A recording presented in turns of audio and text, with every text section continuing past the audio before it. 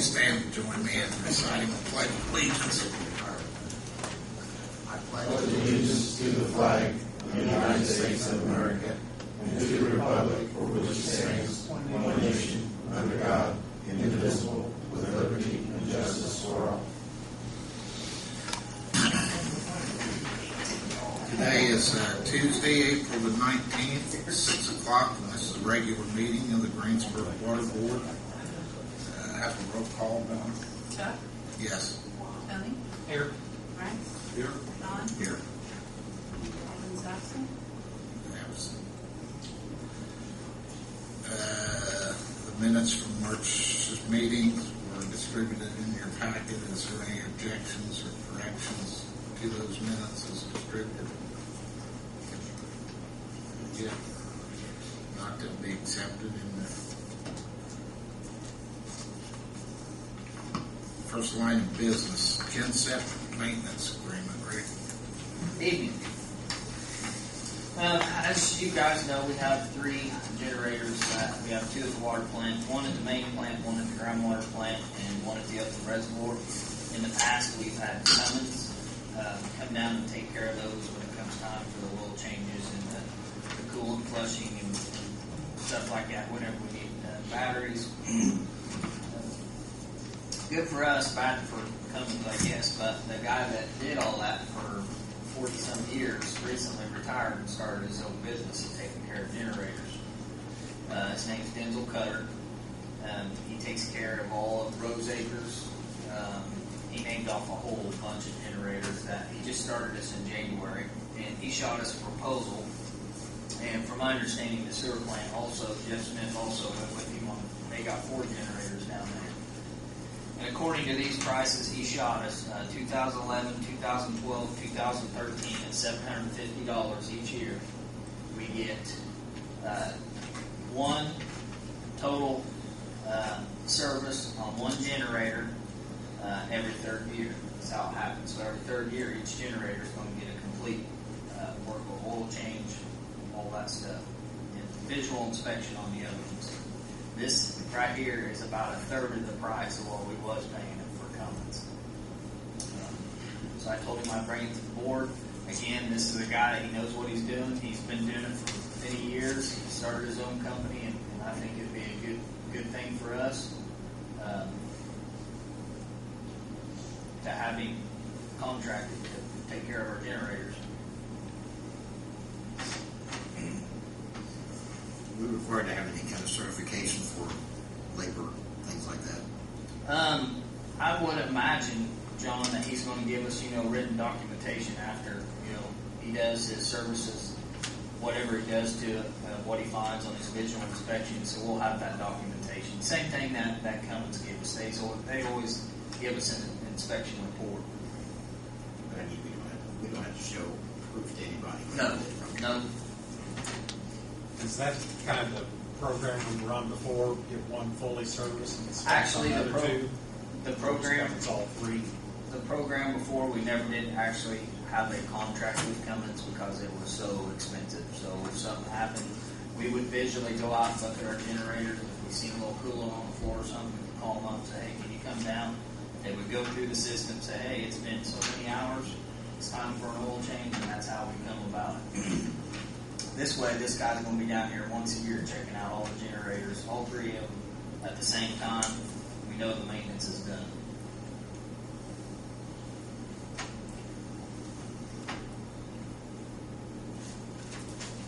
So, am I reading this right? It'd be $2,250 per generator per year? No, that's the total maintenance agreement. Okay. That's $750 a year for the next 3 years. Now keep in mind, one of those generators, I know it sounds kind of salty, but one of those generators hold 50 gallons of oil.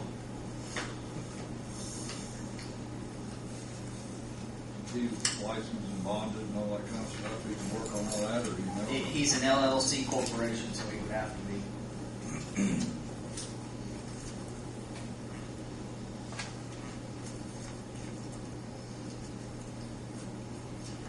Any other questions for Rick on this?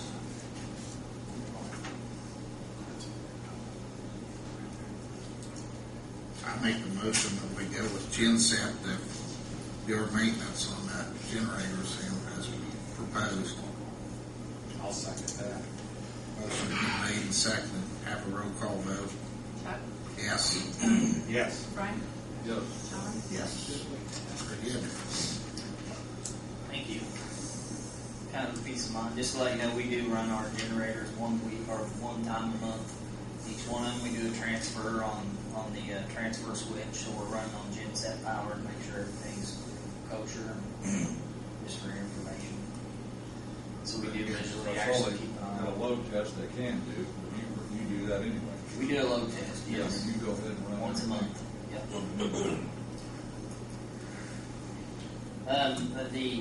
Now, Yeah. we're going to the generator offer. He wants Right. to buy a This generator is from us. when we was going around getting all the numbers off the filters and the serial numbers and model numbers. We stumbled on this older generator that we took out of service that was originally at the water plant and then went to the reservoir beside the point. And he was interested in buying that. I know I have talked to the sewer plant, and from the last I heard was the generator wasn't big enough for what they needed it for. Well, I was talking, was it you, Donna, that said that they might be interested again?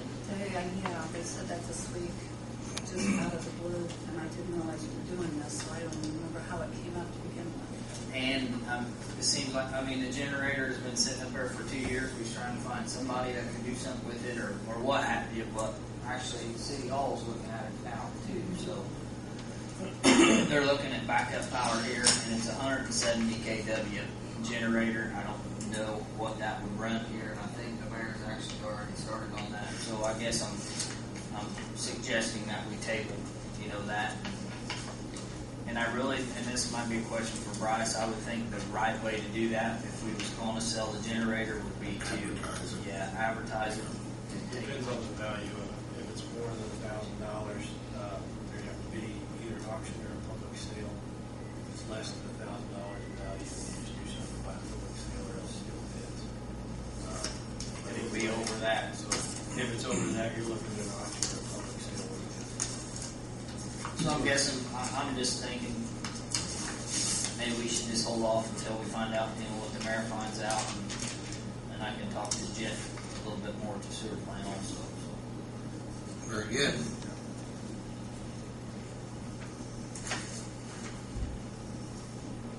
Water meter, RFP'S. Do you want to do that now, or do you want to You go wanna ahead come and do back to St. that? Mary's? Yeah. Okay. And I know we have Amy meetings here with St. Mary's. Okay.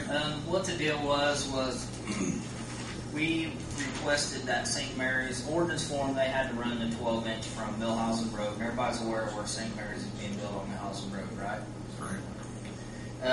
Ordinance form, they had to run the 12-inch to St. Mary's. We requested them to go ahead and to keep that 12 over to Cherry Road, or Hilltop, Cherry Lane, sorry. Excuse me. It's roughly 780 foot when I did the math on it. What I'm requesting, and we have done this in the past, is to pay the difference from the 8-inch to the 12-inch, which is definitely going to help us out in the future when we get that southern portion of our water system looped in. And I would like to have the approval up to $8,000, and I think me and Amy's going to sit down and actually go over. It's 780 foot is what it is, but then we got to add in the valves, elbows, and stuff like that into it. So I'm asking for the up to $8,000 I'd to like, put towards this 12. excuse me, I'd like to give a further update if I could, Okay, that's fine. because and we had talked about this before, and like Rick said, it's going to give us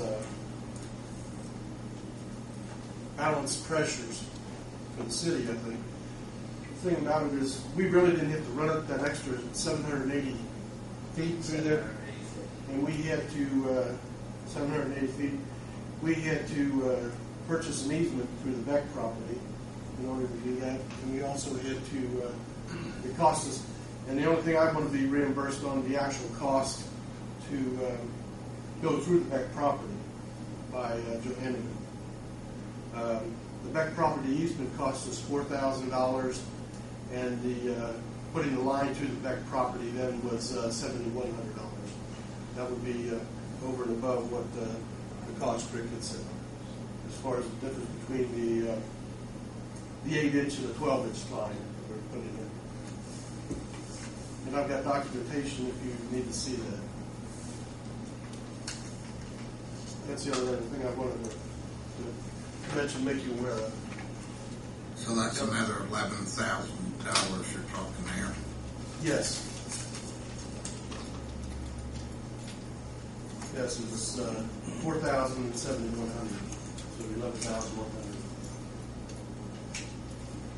And those costs we would not have had to incur if we didn't connect the loop, you know, that we had discussed. Well, according to our ordinance, it's supposed to be looped.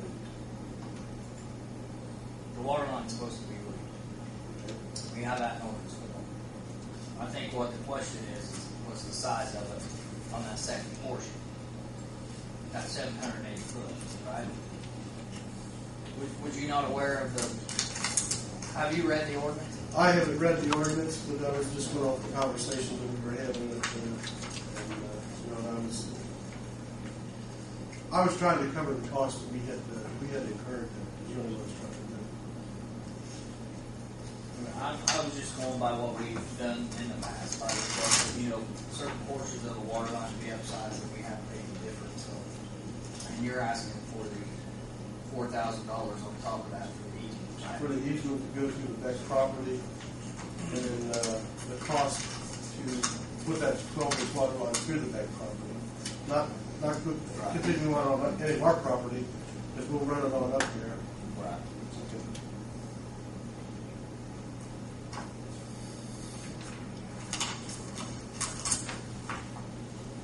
I guess I'm confused, there's already a difference of opinion on what you're both standing there for.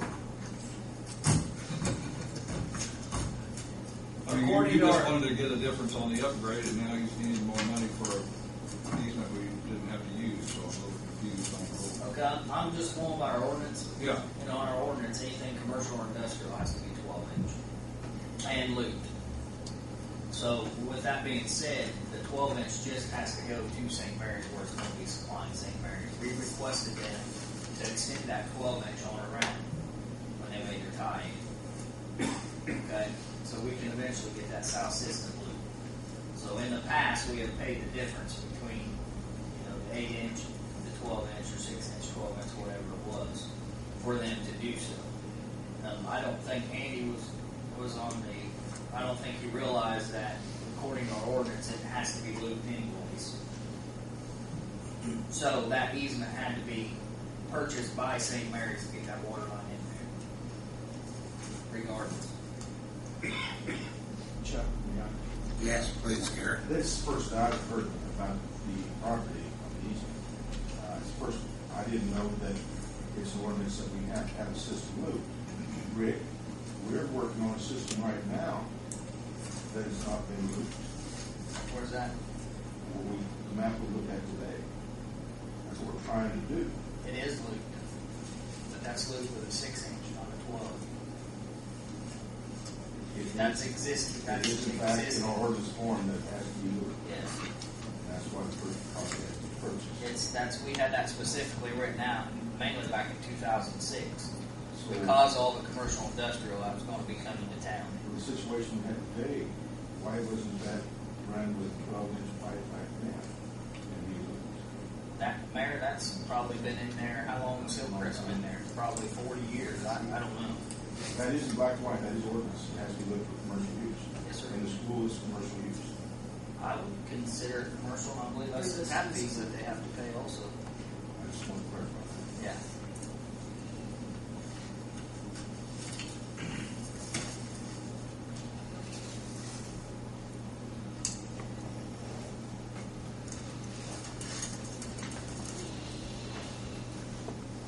I can see paying the difference on the upgrade to 12.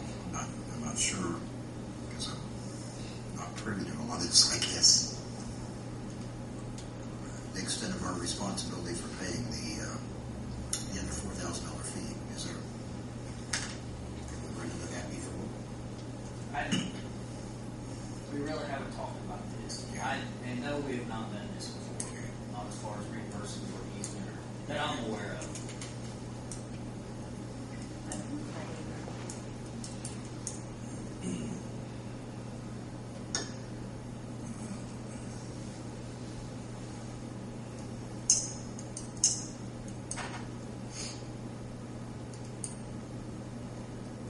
Anybody else have anything? I don't.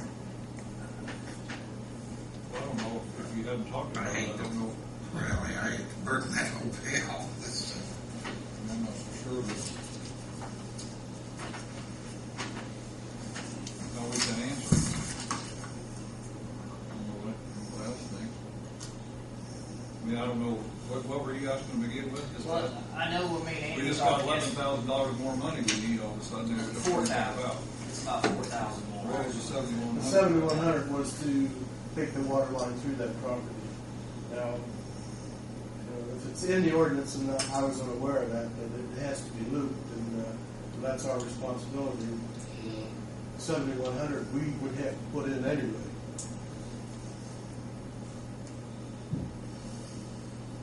I mean, does there need to be further discussion on what the dollar amount is before we? Well, make I any- figured up the footage on the cost difference on the pipe, on the numbers that you have given me. And just a rough estimate, $8,000 was more than sufficient to cover. That's why you have. So I need to sit down, and actually dig into it and get to, the hydrants, the valves, sleeves, what have you, elbows, stuff like that.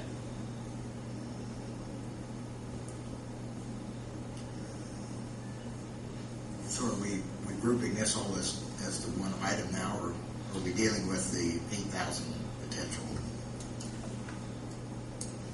The easement was the first I heard of was Okay. tonight. And we had talked on the phone yesterday, and I don't think the easement was mentioned in, was it? I did not mention that to you yesterday. Okay. Now, when we started, was it Chris Bruns?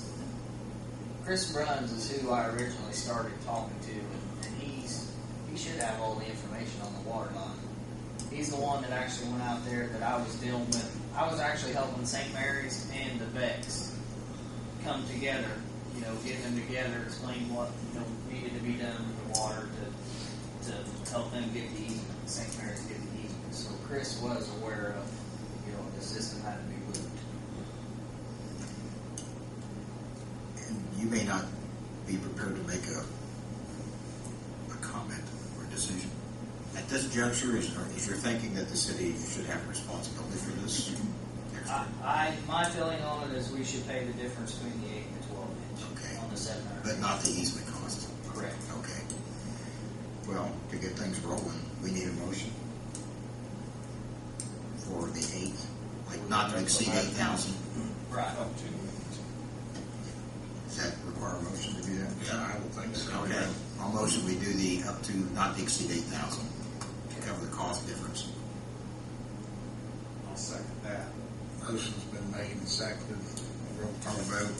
Chuck, Yes. Tony, Yes. Frank, Yes. John, Yes.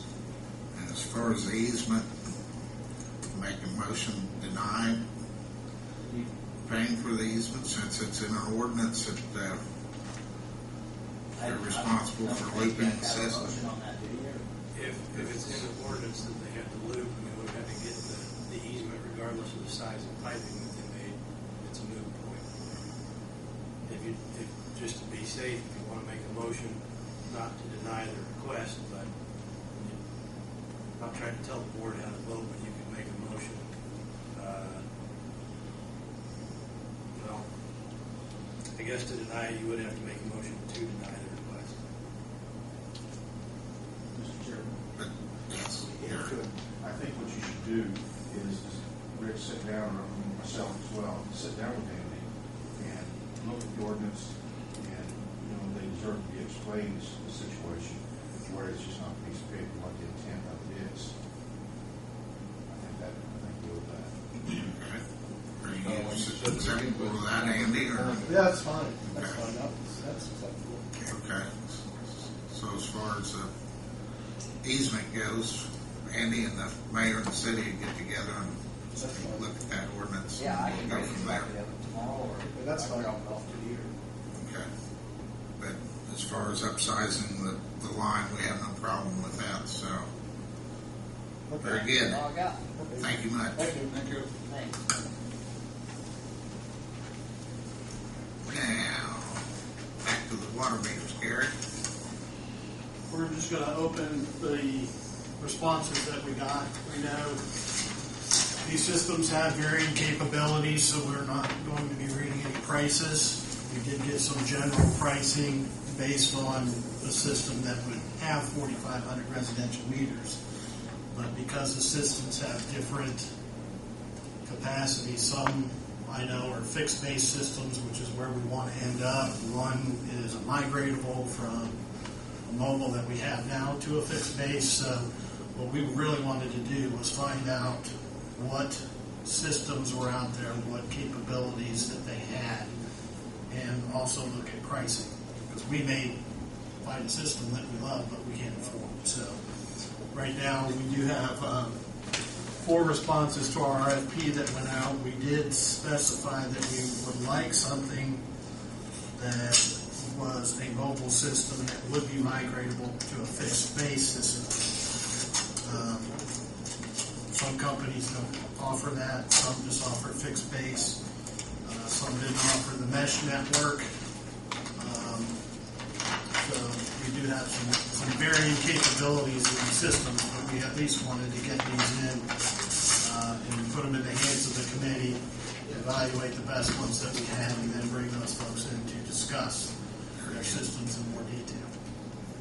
And I did try to get volunteer from the Board of Works, since the sewer department does pay half of this bill. I didn't get a firm commitment, but I will try again at the next Board of Works meeting. All right. Our first submission is from Waller Meter out of Madison.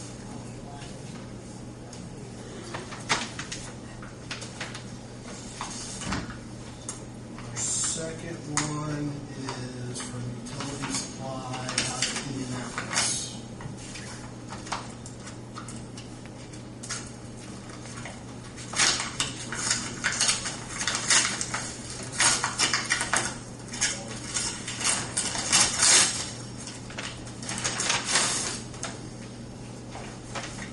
Submit the correct number of copies. Our third one is from Datamatic.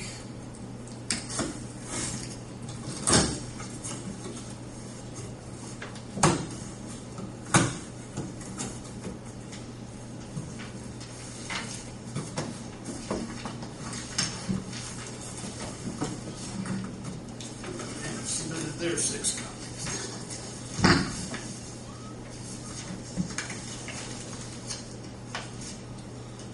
And our last one is Mueller Systems.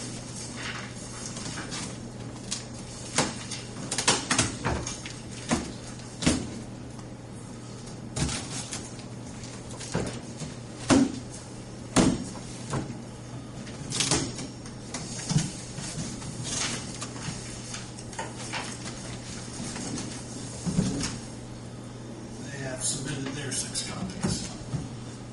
So we have 4 different systems, including electronics and different meter types, to go through. We're going to sit down as a committee and go through these submissions. We'll take these under advisement. Is there Mueller out of Engine or Valparaiso or Cleveland or does it matter? This one said, this was actually mailed out of Cleveland, North They're on Carolina. here twice, that's why I didn't know. I mean, I got one out of Cleveland and one out of, No, that's just people that went ahead and downloaded the spec requirements.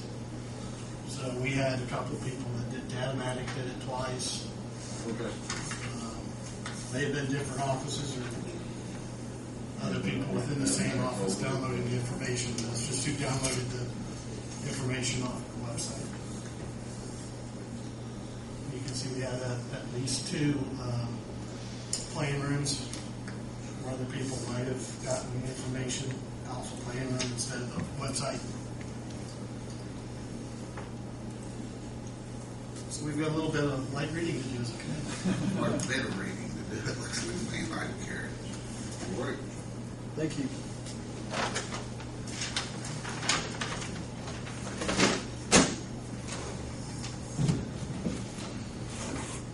Aaron, got anything to come before the board? Yes, I do.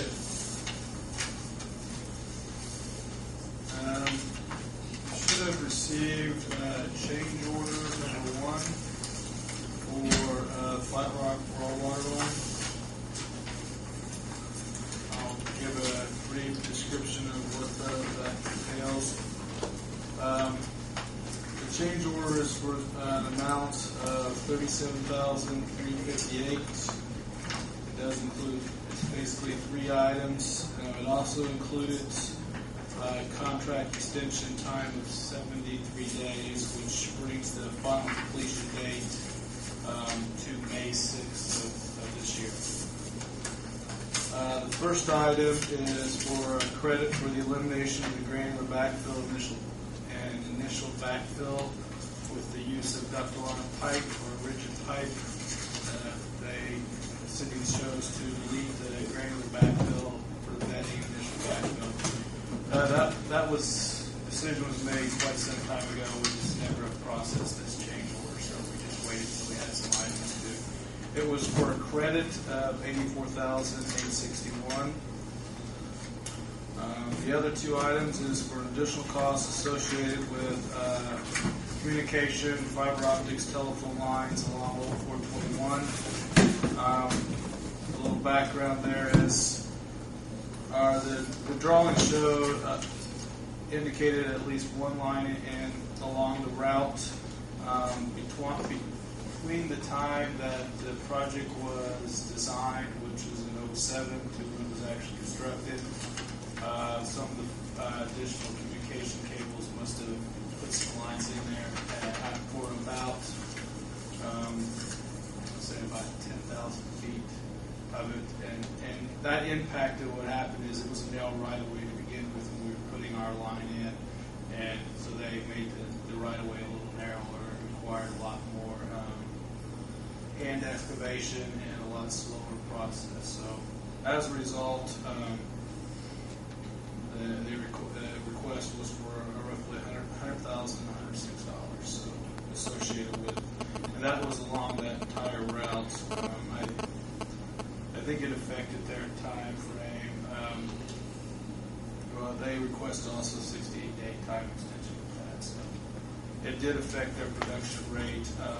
Where they didn't have to deal with those cables, they were getting 700 plus feet a day. Where they had to deal with it, they got around 300. So it did have quite a production on their production rates, effect on their production rate. The third item was associated with the tie-in at the water plant, just on the north end of the water plant, where we're tying into the 24 to pipe to the treatment plant facilities. What we had happen there was the lines were shown had a distance of about 17 feet apart. Where we showed the connection point being, the lines actually merged together, so where they were only about 2.5 feet apart. So where we had the tie-in planned, they physically couldn't put the valve in there to do so. As a result, we had to excavate a little more, back up, and have some additional fittings to work around to make the tie-in. So, and they also uncovered at the time there was somebody decided to dump about half a load of a concrete truck in there as a thrust blocking for some of the existing pipes, so they had to hand excavate out that concrete. So Before your time, Rick. a lot of this area was there was not really good record drawings of it. We were kind of somewhat speculating where we knew the lines were in that area. We just didn't have a pinpoint. Unfortunately, this case it was right where we were planning to put some stuff in. But there is now, right? Yes, we've got record drawings now. Yes. We have pictures, we have sketches, and so yeah, that's. And we also, the other point too is that, you know, back then a lot of times they didn't put tracer wires on their piping, so you can't even locate that. You know, with this line here, even though it is ductile, we also got 3 tracer wires and tracer wire locations. So without any problems, you should be able to locate that line in the future at any time. So we even tested continuity of those cables, or those electric lines, or the copper lines, to make sure that they didn't get broken during installation. So. Very good. So, and that additional cost was for $22,113 and a 5-day extension time frame. I covered that pretty quickly. There is a lot of backup data associated with that, so you can read that if you want to, but it's pretty dry stuff.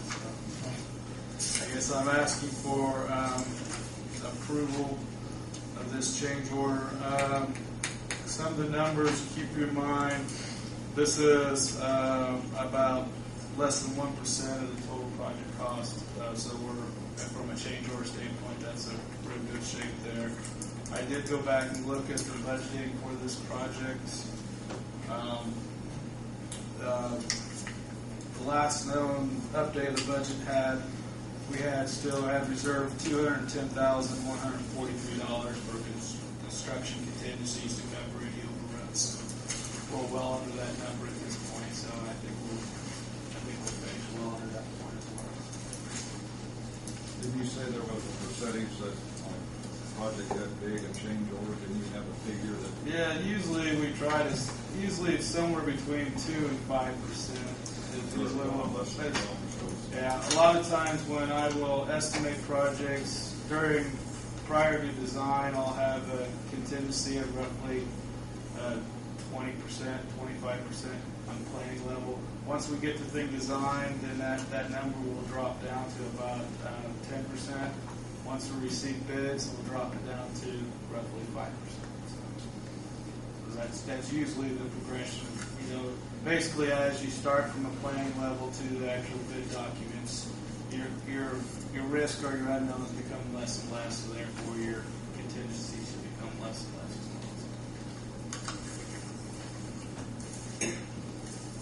well. Very good.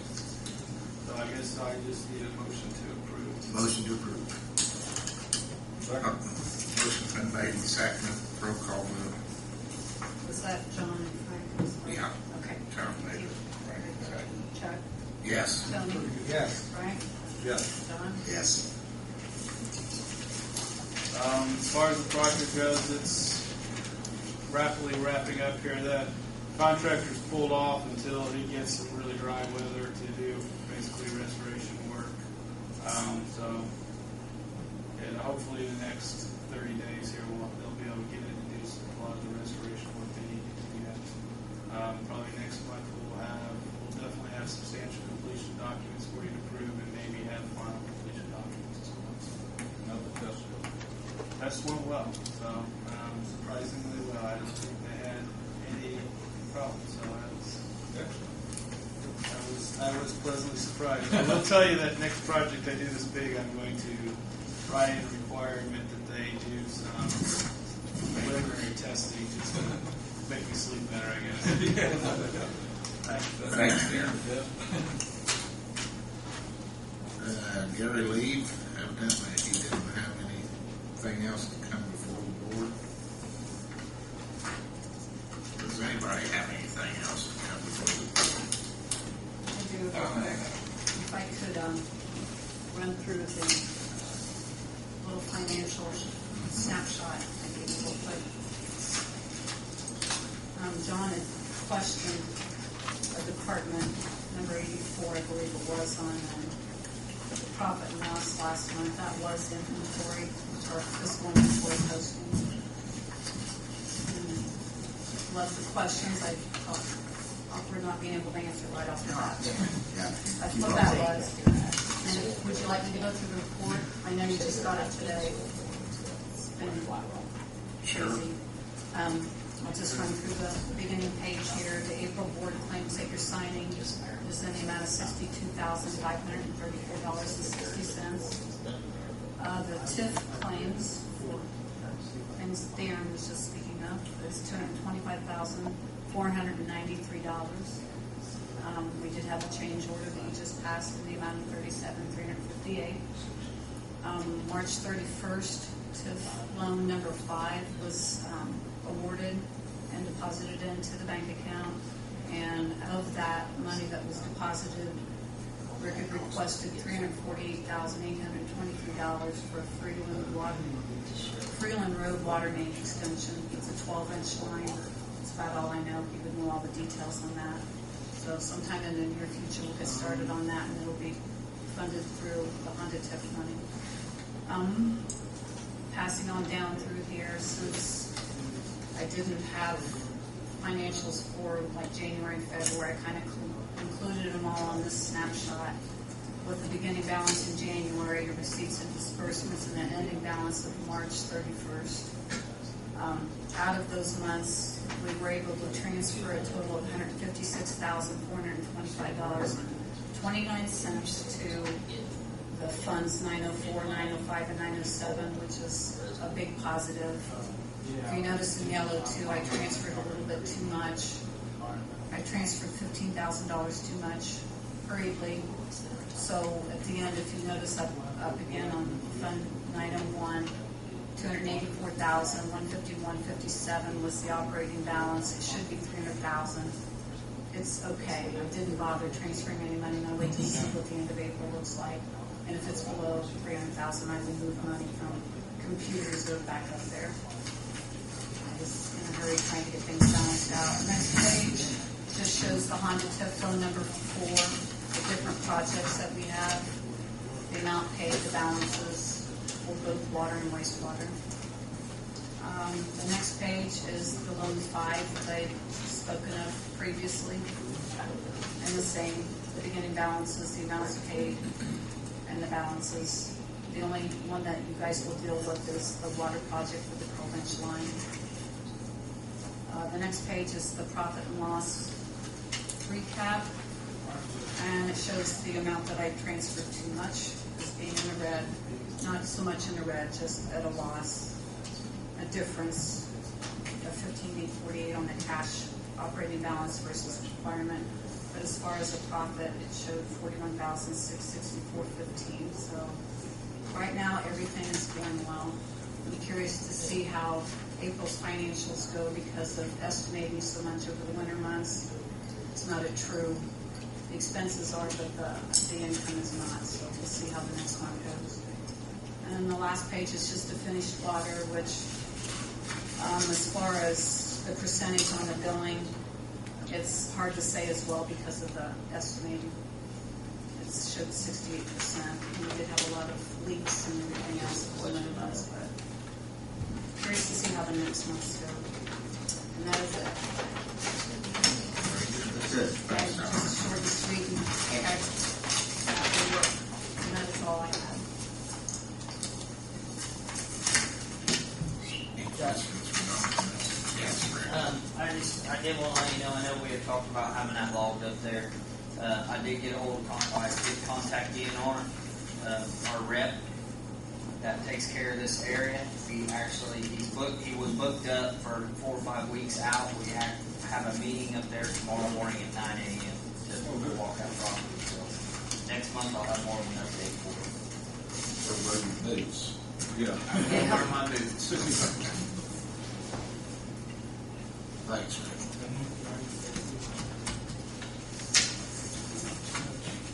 Anything else that come before the board?